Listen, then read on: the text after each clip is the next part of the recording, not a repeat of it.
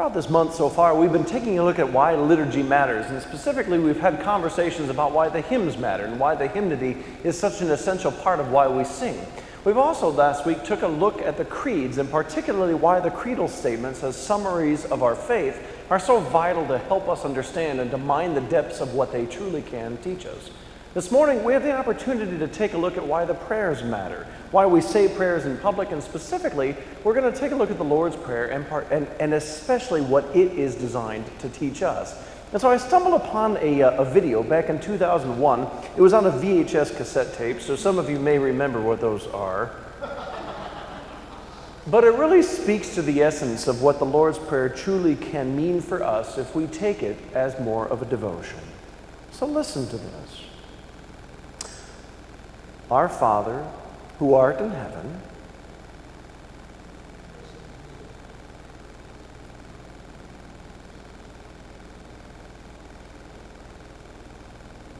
Our Father, who art in heaven. Yes, what is it? Excuse me, I'm praying. Oh, Our Father, who art in heaven. hello. I'm here. Can you wait till I'm done? You called me. I did? Yes, you said, Our Father who art in heaven. I was just reciting the Lord's Prayer. I was answering. Oh. Go ahead, I'm listening. Okay. Our Father, who art in heaven, hallowed be thy name. You really think so? Think what? That my name is hallowed? Hallowed? Yes, you know, holy. Do you respect my name? Well, yeah, I guess I do. How about yesterday on your way to work, when you got behind that slow bus? I didn't mean it when I said it then. It just kind of slipped out. How would you like it if everyone went around shouting, "Oh, Wesley," every time they hit their thumb with a hammer or got held up in traffic? Sorry? I'd forgive you. You know, this is going to take forever if you keep interrupting me like this. Would that be so bad? Would what be so bad? Talking to me forever? I don't know. I've never really thought about it. Well, do. It might happen. Oh, Go ahead. Keep going. okay. Thy kingdom come, thy will be done on earth as it is in heaven. Whoa. Are you sure you want all that? Want all what? My kingdom coming and my will being done. Well, actually, I do kind of like the on earth as in heaven part. You know, we could use a little more heaven around here. So what are you going to do about it? Me? Yes, you want my will done. Who did you expect to do it? Well, I guess since I thought it was your kingdom. You can't have a kingdom without subjects. I guess not. It's not really that hard. All you really have to do is love me with all your heart, with all your soul, with all your strength, with all your mind. Love your neighbor as yourself. Oh, brother. Him too. Can we get on with this? Sure, don't let me stop you. I forgot where I was. Give us this day. Yes. Okay, I got it. Give us this day our daily bread. You could use a little less bread, actually. Oh, come on! No, really. You know, half my people eat less meat in a year than you had for breakfast. Picky. You want me to do what's best for you, don't you? Well, yeah, but all I asked for was a little bread. And today, the bread I'm giving you is a half hour of Bible study, a free evening you spend with your family, and a $20 deduction from your checking account for the World Hunger Charity of your choice. All that just for me. just for you. You shouldn't have. Hey, I like to give you good things. Thanks. Come on with the rest of the prayer. You know, this is kind of taking a long time. Why don't we just stop here? We could come back later. There's not much more, Wesley. I would really rather not. Wesley? All right. Forgive us our trespasses as we forgive those who trespass against us. What about Kathy? I knew you were going to say that. Well, after all the things that she's done to me, do you really expect me to just forget about it? I don't know. How do you want your forgiveness, with or without forgetting? But she does these things all the time. And she's not the least bit sorry. You know that. Enough is enough. Whatever you say. What do you mean, whatever I say? Well, it's up to you. Right now, I'm willing to give you for everything as long as it's not a repeated offense. And you apologize first. What? As you forgive, so you are forgiven. You said it. Oh. What do you think? Well, I guess I could try to forgive her, but just not sure I can pull it off. Tell you what, you do your best, and I'll do mine. Okay. And don't worry, my best is pretty good. Yeah. Come on, just a little bit more. Lead us not into temptation, but deliver us from evil.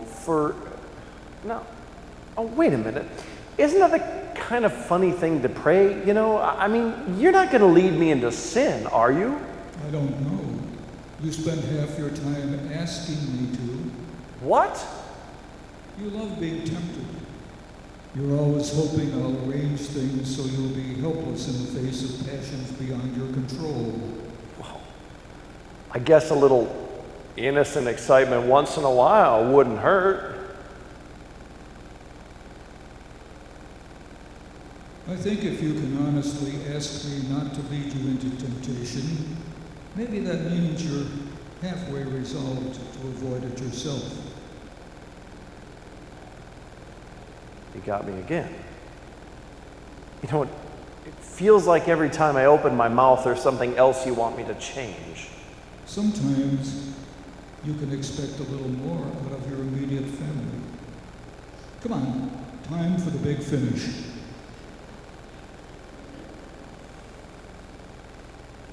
For thine is the kingdom and the power and the glory forever and ever. Wesley, do you know what will give me glory? I'm kind of afraid to ask. Just keep talking with me. Well, yeah, I guess I could do that. Amen.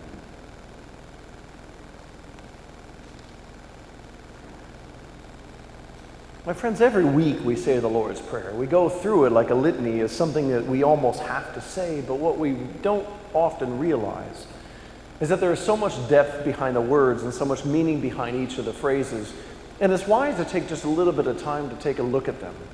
I mean, when we start out this prayer every week, we print it in the bulletin and we encourage you to take it home and we encourage you to take a look at it because it really can be the foundation for some great devotion in all of our lives. And so it starts off the Our Father. What that means is it calls to mind the relationship that God develops or desires to develop with us personally and individually. That we're asking God to be our personal God. That God desperately desires and would love to have a personal and intimate relationship with every single one of us. But it's not just a personal relationship, it's also one that necessarily and intentionally causes us to have relationships with everybody else too. For we don't say it as a collective, my God, we say it as an our God. That what we're asking God to do is actually create for us brothers and sisters in the faith together. And it's not just among our particular faith, it's among the whole world. For God so loved the world that he gave his only son, right? So the essence of this is that everybody can be seen as brothers or sisters. Now, how many of you have children? If you have children and somebody starts picking on your kids, does that make you a happy person or does it make you a little angry?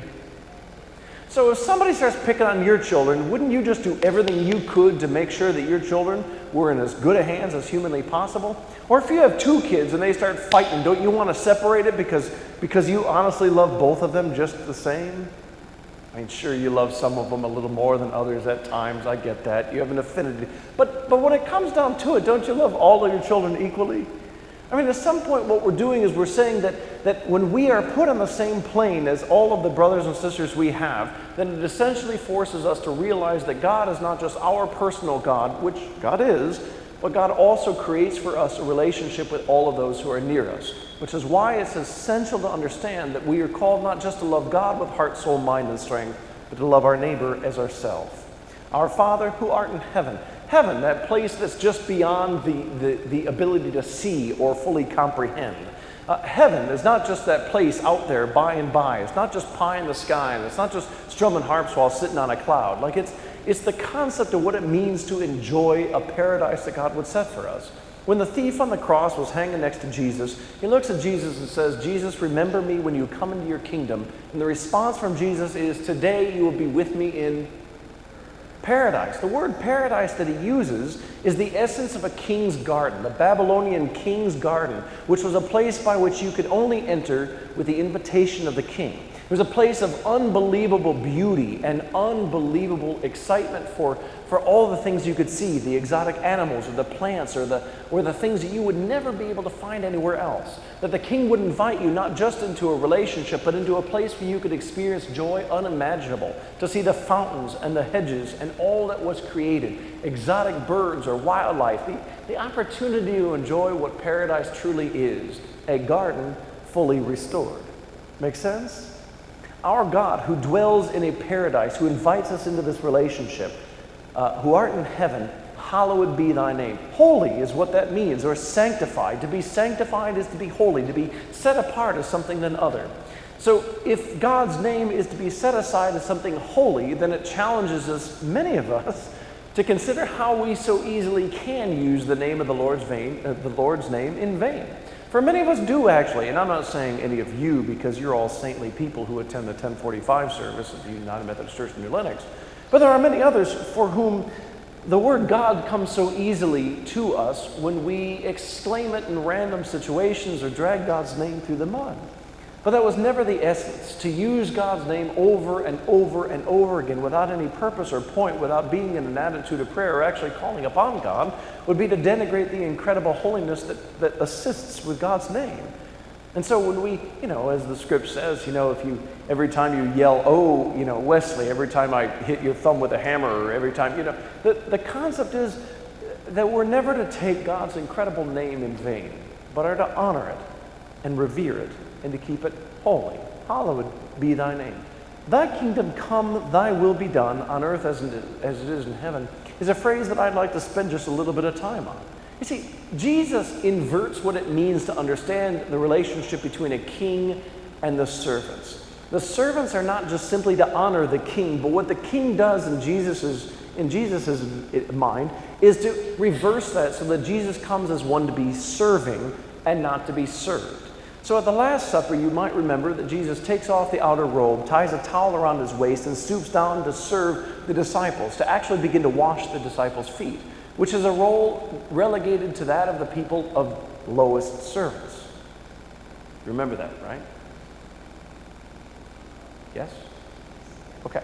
The idea of Christ's kingdom is one of serving others and not necessarily of desiring to be served. And so, thy kingdom come, thy will be done on earth as it is in heaven, is to do what God would have us do, and that is not to do anything for our own particular selfishness or for our own particular glory. That we don't do things simply because they bring us a particular honor or glory, or because we're doing things out of a thank you. We do it because we're in service to Christ. Now, Jesus gives us all kinds of examples of what it means to be in service to Christ. For, when you see someone who's hungry, what should you do? Feed them. If you see someone who needs water to drink, what should you give them? If you see someone who's naked and has no clothing, what should we do? In prison, what should we do? In the hospitals, right? If if there's an essential call to be in service to one another, then it's essential for us to realize that what God desires of us isn't just blind obedience to everything that we may think God desires, and certainly not something that elevates our own personal standing. What God desires for us is to take off our extravagance and to actually dare to bend down and to be in service of one another. The essence of the church is, in fact, that of mission. So we gather as a church. This is a building, a church. We come here to do church, right? And then we go out into the world to be the church. Essentially, what we are out in the world is what equips us to serve in Christ's kingdom. So that's why we as a church are partners with a couple of different food pantries. It's why once the corn starts to come in and the sweet corn gets dumped in our parking lot, we can supply as many as 24 different churches and pantries and agencies with sweet corn to fill their shelves. It's why our United Methodist men do all kinds of work to serve in mission and ministry and go up to food banks and grab all kinds of things to distribute to the area. It's why all of our ministries are designed to equip people to volunteer and support incredible work that really does the service to Christ. So when we give announcements and when we say these are opportunities or these are things we can plug into, we're not doing this just to serve ourselves. We do it because it provides a mission to all of God's kingdom in the world, and particularly to our mission here in this community and to the world that we have been called to serve. And so when we are willing to roll up our sleeves, or sometimes as you're able, when we write a check or when we participate in what it means to actually participate in the mission and ministry of the church, we're doing so by bringing just a little bit of God's kingdom on earth as it is in heaven. Make sense? Give us this day our daily bread. It's a phrase that harkens back to the Israelite journey as they exodus out of Egypt and as they head toward the promised land. It's the idea that every day they'd have to rely on God's sustenance, that they didn't rely on things that were to come years down the road, and they didn't have retirement plans, and they didn't have all the 401s and 403s and 550 and all the other. What they had was the reliance upon God every step of the journey. And the truth is that every one of us at some point may fall into that time where we just desperately need God's guidance for just one more day. That there are those of us for whom it feels as if all the world closes in and we try to bite off more than we can chew or to see more than we can see. And what God's grace equips us to see is that we're able to receive the sustenance for just one more day in the journey. We don't have to see it all. In fact, thy word is a lamp to my feet is one of my favorite psalms. Psalm 119, 105. The lamp to my feet and a light to my path. It's one itty-bitty lamp that could fit within the palm of your hand. And it gives you just enough light for one more step in the darkest of nights. That's what God gives to us. One more step. There's no need in looking forward to what we can't necessarily see, but we trust God each and every step of the journey. Give us this day our daily bread. It also goes for food. And quite frankly, there are those of us who, if you set us free on some food, we just love to dive in and participate. You don't have to raise your hands, but if you kind of get that. And so, you know, the reason why I'm cognizant of this is that there are times when we'll go to the pantry and you open it up and you take a look at everything that sits in the pantry, or you open up the refrigerator or the freezer and you take a look at it, it's stuffed to the gills, and we say things like, I have nothing to eat.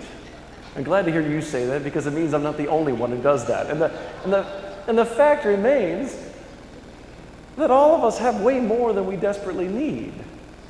We have way more than we need. And so when we offer that prayer, what it does is it reminds us in a devotional way to say, give us enough trust, enough faith, enough sustenance just for this particular day, that we don't need to worry about all that is to come, but we trust in God day by day by day. Give us this day our daily bread. And forgive us our trespasses as we forgive those who trespass against us. Now see, that can either be trespasses, or if you grew up Presbyterian, you may say the word sins or debts or debtors. The concept there is that there's some sort of an offense that has been created, either because you've done something, whether expected or not, or because you've been the recipient of something that was unexpected or not. And what it means to forgive is to literally let go of the offense, to build a bridge and to move beyond the pain or the hurt. It doesn't negate the pain or the hurt, but it lets go of the desire to get back or get even with one another. And so as we offer, and by the way, we'll talk about forgiveness as a whole other sermon coming up in August as part of our part of the series that will roll out about how application of our faith is everything. And we'll talk about forgiveness and confession, and we'll talk about Sabbath and the vital pieces of our spirituality in August. But for now, it's necessary to talk about how forgiveness is vital to our life, to our breath, to our soul. And if we don't know how to offer forgiveness, it can eat us from the inside out. And so when we offer that prayer to God, there's the second half of the clause which makes it a bit more meaningful and relevant. For we say, forgive us our trespasses as we forgive those who trespass against us. In other words, what we're asking God to do is to forgive us in the manner or in the way that we have then forgiven others. Now, I want to commend to you, that's a dangerous, dangerous phrase to use in the prayer, isn't it? Because what it does devotionally for us is equip us to ask, am I actually forgiving in the manner that I desire to be forgiven? I pause there because that's the serious piece of this prayer. We didn't continue the verses, but in the verses that follow in the Gospel of Matthew, Jesus basically says, if you don't forgive, you're not forgiven. Ouch. And we'll talk about what that means next month. But this idea that by practicing forgiveness, love, justice, mercy, grace, if we are not enacting these particular elements, then we start to fail to see who God really is.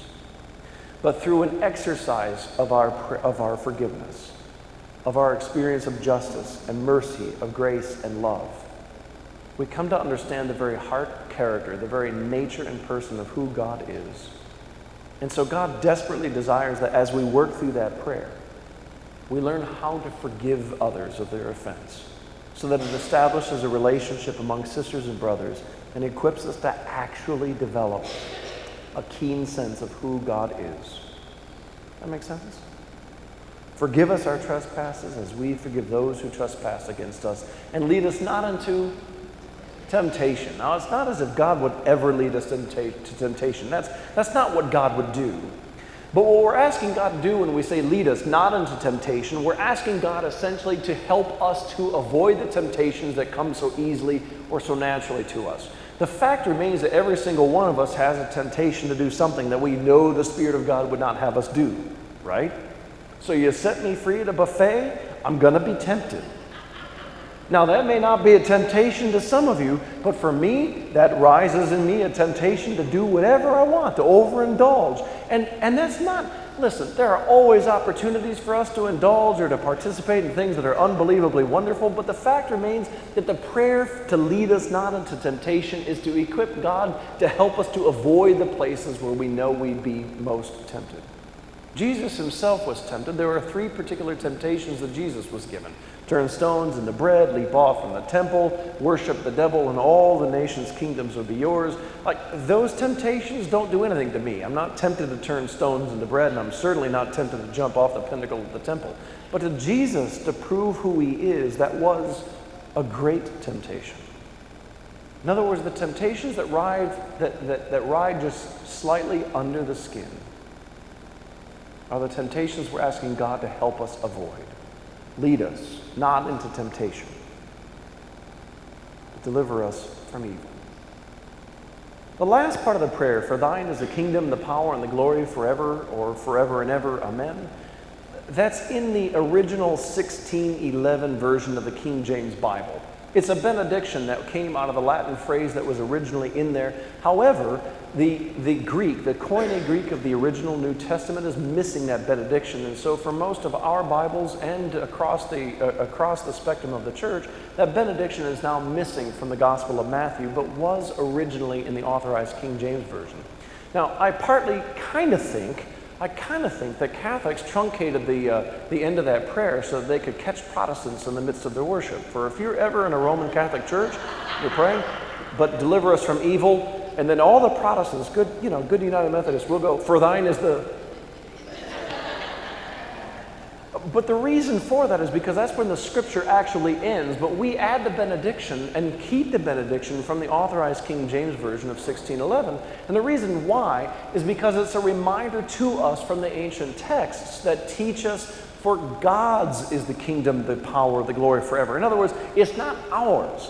That if we do things out of the mere desire for us to be elevated, for us to feel important, or for us to be somehow special, or somehow thanked or greater than anybody else, it reduces the ability for it to be God's kingdom, power, and glory. That at the end of the day, everything that we offer as service to Christ is ultimately given back to God, for yours is the glory. So we don't do anything out of selfish ambition. That everything we offer as service to Christ is really offered for the benefit of the world. So when we say this prayer, this isn't just a prayer that we use to go through to see how fast we can get the words or to pack it in just right or to tighten it. It was a way that Jesus taught his disciples to pray, because when it's broken apart and used devotionally, it reminds us of all the ways that our lives can fit together. Not just with our relationship with God, but especially with our relationship with others. And it guides us into following the two of the greatest commands: to love the Lord your God with all your heart, soul, mind, and strength. To love your neighbor as much as you love yourself. Let me just add a little addendum there. To love your neighbor as much as you love yourself is to understand that sometimes we are excellent at justifying our own behavior and making excuses for ourselves. Are any of you really good at excusing your behavior and justifying yourself? You don't have to raise your hand. But I know you do. And when we love our neighbor as much as we love ourselves, it means to offer the same kind of grace to others, the same kind of justification and excuses for their behaviors as we so easily offer ourselves. Because if we're unwilling to do that, it breaks that forgiveness piece, and it breaks that ability to be seen as brothers and sisters, striving after a God who loves us more than we could ever ask or imagine. You see, this prayer is vital to the life of our spiritual health. Broken apart as a devotion, I'd encourage you to just take 5 minutes a day and offer it not just as a prayer you read through as fast as you can, but to offer it as a devotion which reminds us how it is that we are called to seek a deeper relationship with Christ. To take that moment. Now, as soon as you make the commitment, I'm going to pray this for 5 minutes a day, I'm sure there will be any myriad things that come up to derail you from that. But part of it is the encouragement. And when you come to those moments where you need to ask God's grace, you take the moment to use the phrases that Jesus teaches his closest disciples, and to be reminded of the incredible grace that God gives through them. So let us pray.